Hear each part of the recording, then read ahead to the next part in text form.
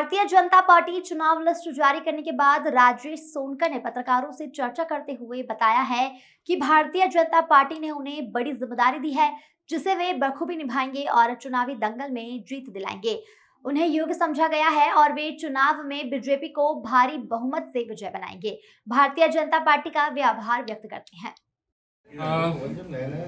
सोनकर जी, party ने आपको नई जगह की जिम्मेदारी दी है। सूची जो जारी हुई है 39 नामों की, उसमें सोनकर की जिम्मेदारी आपको मिली है। किस तरीके से इसका निर्वहन किया जाएगा, क्या प्राथमिकताएं होंगी आपकी?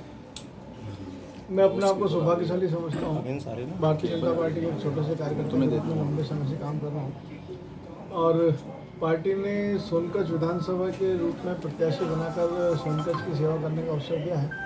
निश्चित ही सोनकच्छ भारतीय जनता पार्टी परिवार के सभी वरिष्ठ लोगों को साथ में लेकर, उनका आशीर्वाद लेकर, युवा साथियों के साथ में मिलकर हम सब पार्टी के विश्वास पर खड़ा उतरकर सोनकच्छ विधानसभा में कमल के फूल को जिताने के लिए, परिश्रम कराने के लिए काम करें। राजभर सोनकच्छ विधानसभा की बात करें तो सज्जन सिंह वर्मा प्रदेश की राजनीति का एक बड़ा नाम है। किस तरीके से चुनौती मानते हैं और क्या स्ट्रेटेजी होगी उसके लिए? कांग्रेस और सज्जन सिंह वर्मा जी 1% भी चुनौती नहीं है हमारे लिए। सज्जन सिंह वर्मा जी तो खुद सोनकच्छ की जनता के लिए कहीं ना कहीं अपवाद रहे हैं और मैं समझता हूँ कि सोनकच्छ उनसे बहुत जल्दी मुक्ति पाना चाहता है और इसलिए जितना मैं देख रहा हूँ कल से जो उत्साह वहाँ के आम लोगों में है, वहाँ की जनता में से लगातार फोन पर संपर्क कर रहे हैं, वहाँ के आम लोगों में से संपर्क कर रहे हैं। भारतीय जनता पार्टी के कार्यकर्ताओं में भी हमारा उत्साह है। बल्कि इवन में कांग्रेस के भी बहुत सारे ऐसे कार्यकर्ता हैं जो जिन्होंने फ़ोन पर मुझे बधाई दी कि वो खुद भी कहीं ना कहीं उनके विधायक से त्रस्त से परेशान थे। तो मैं समझता हूँ कि सोनकच्छ विधानसभा खुद उनसे छुटकारा पाने के लिए लड़ाई गए। सोनकच्छ विधानसभा की बात करें तो भारतीय जनता पार्टी के जो पूर्व विधायक हैं वहाँ से, वो भी वहाँ से उम्मीदवारी जता रहे थे, लेकिन टिकट आपका हुआ है। किसी तरह की चर्चा आपकी हुई है या उनको लेकर मनमुटाव की स्थिति किसी तरह की? Bharatiya Janata party cadre based party है हमारी और सभी कार्यकर्ता एक भाव से संभाव से काम करते हैं।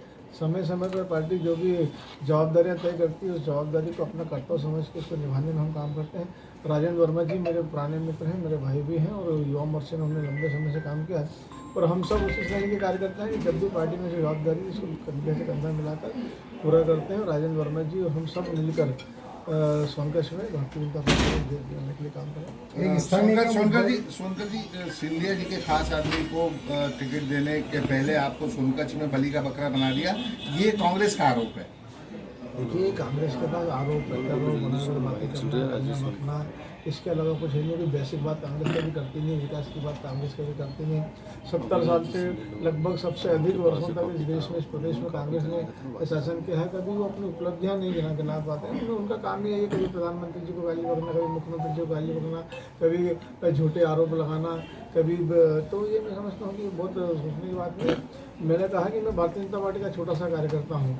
पार्टी जब जहाँ जो काम देती है वो हम काम करते हैं और मैं जब विधायक था उसके बाद पार्टी ने मुझे जिलाध्यक्ष के रूप में भी इनको कराने की जवाबदारी दी और आज मुझे सोनकच्छ क्षेत्र में भारतीय जनता पार्टी का कमल खिलाने की जवाबदारी दी। तो मैं अपने आप को बड़ा सौभाग्यशाली समझता हूँ, भाग्यशाली समझता हूँ कि एक छोटे से कार्यकर्ता को पार्टी में इतनी बड़ी जवाबदारी। पहली 39 सीटों में आपका नाम आया, कितना आप उसको इम्पोर्टेंट मानते हैं?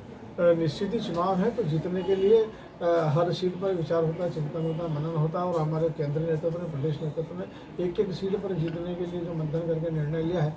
अब की बार 200 पार का जो नारा भारतीय जनता पार्टी ने दिया है, उस नारे को पूरा करने के लिए 200 पार के लिए हमको हर सीट जीतना है। तो हर सीट कैसे जीती जाए उसकी स्ट्रेटेजी थी, एक प्लानिंग, उस प्लानिंग के तहत 39 सीट घोषित की और ये सभी सीटें हम जीते। स्थानीय प्रत्याशी का जो मुद्दा है वो पिछले विधानसभा चुनाव में भी। देश दुनिया की ताजा और तमाम बड़ी खबरों से अपडेट रहने के लिए देखते रहिए खबर की खोज, क्योंकि हम आपको रखते हैं खबरों से अपडेट। साथ ही खबरों को सबसे पहले देखने के लिए हमारे चैनल को लाइक करें, शेयर करें, सब्सक्राइब करें और खबरों की नोटिफिकेशन के लिए बेल आइकन दबाना बिल्कुल न भूलें।